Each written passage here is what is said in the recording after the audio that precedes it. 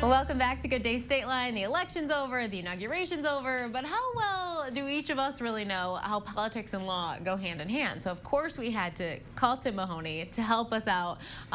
We are going to play this game that producer Danica created for us. It's not that, I guess, crazy to think that we should know the 10 amendments, right? The Bill of Rights. I love that she does this stuff. She calls us up and just says, hey, let's do this. And so we walk in and we're talking about the 10 amendments. And when was the last time that you actually read all of them? 8th grade. Right, exactly. So let's see how you and I both do. Here we go. 8th grade was a long time ago for me. Okay, so freedom of speech is the first one, right? Correct. Okay. And it's also a couple of more freedoms. There's a couple more on there. Freedom of the press, freedom of religion, freedom of assembly, and the right to petition government. So obviously you can tell what the Founding Fathers were kind of worried about right from the beginning. Yeah. The first things that they did, since we were no longer a protectorate from Great Britain, because those things were not allowed when we were a protectorate of Great Britain. So I think this is one of the easiest ones for people to understand, though there's, like, you know, questions sometimes as to how free you really are in different situations. Well, and look, with every constitutional right, when the Supreme Court, whether, you know, first of all, you got to remember you have a United States Constitution, and then you have a Constitution for every state. Mm-hmm. They each have their own. Okay. And so we're talking about the United States Constitution, not the Constitution of the state of Illinois or any of the other states. And the Constitution does two things. It sets the structure of government and then the relationship of that government to the people. And that's what this is the relationship of the government to the people.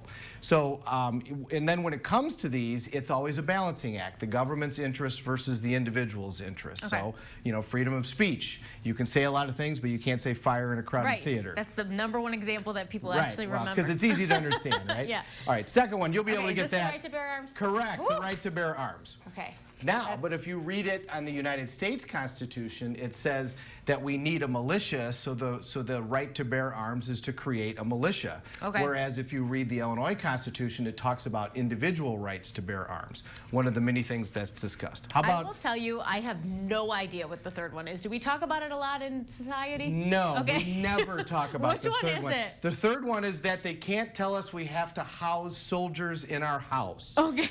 So here it is. We never talk about that one. Yeah, no, that one never comes up. Good to know. You don't have to do it. Well, and obviously that was the thing when Britain was a protectorate, right. But not a thing anymore. Fourth one, you know. I know the fifth one. It's the trial. The plead the fifth? Isn't Right. That... Fifth one is self-incrimination. Oh, so it's not the trial by jury. It's not the trial by jury. Is that the fourth one? No, the fourth one is search and seizure. Well, I don't see that one. Right here.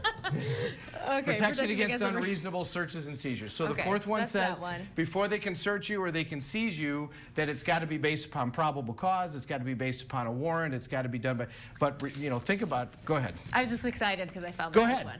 Yeah, because it's no self-incrimination. Right. This is the shut the you-know-what up, yes. That famous YouTube video. Yes, that came from the Fifth Amendment, which said that you don't have to testify against yourself, but you also get a trial without a indictment. So are these other trial ones 6 and 7? So the right to a jury trial is the 7th Amendment. Okay, this is a civil jury trial. This is what I do. Okay. So then the 6th one, or the 5th one and the 6th one. The 6th one is close. That's the speedy trial. Okay. Learning. Right. Okay. Then the 8th Amendment, so if you think about it, they kind of went along the lines of a trial. So how you get indicted, what your rights are at a trial. And then the 8th Amendment talks about excessive bail, excessive... Right, there you go. Excessive fines and cruel and unusual punishment. So that's always, the death penalty is always a balancing act as to whether or not that's cruel and unusual punishment. And then the 9th... Is the 9th one, rights granted in the Constitution shall not infringe on others' rights? Ooh, correct, that's the 9th one. And then the 10th one says... This is the one you were kind of referring to before. Yeah, powers not granted to the federal government or powers inherently withheld within the states. So the 9th one says that this isn't all the rights. There could be more. Okay. And in fact, there was a big debate with Madison and everybody as to whether or not they should even do this. But they decided that creating a Bill of Rights was a good idea. But this one specifically says this isn't all the ones that we're supposed to have. Others might pop up. Also remember that most of the Founding Fathers, in particular Jefferson and Madison and those guys, they were afraid of a strong central government. So they gave certain powers to the central government. All the other powers are to be held by the states. So they specifically put that in the Bill of Rights. It's also in the Constitution. We have what's called the delegated powers. Those are delegated by the states to the national government. So that's like money. You know, it wouldn't be a good idea if Wisconsin and Illinois had their own money. Well, but some people thought that we should do that.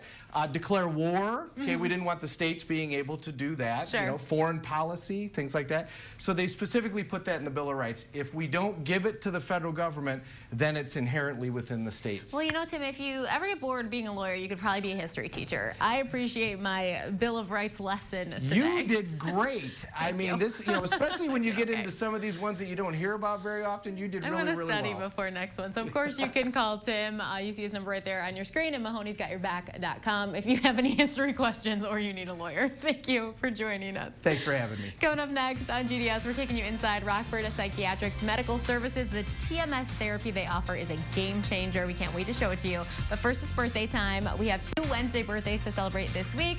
First, a happy birthday to Tina. She's turning 20. And then a happy birthday to Rosemary. We are also sending a big happy birthday to Amanda on the 30th. Send us your friends and family's birthday shout-outs and photos at gooddaystateline@WTVO.com. We'll be right back.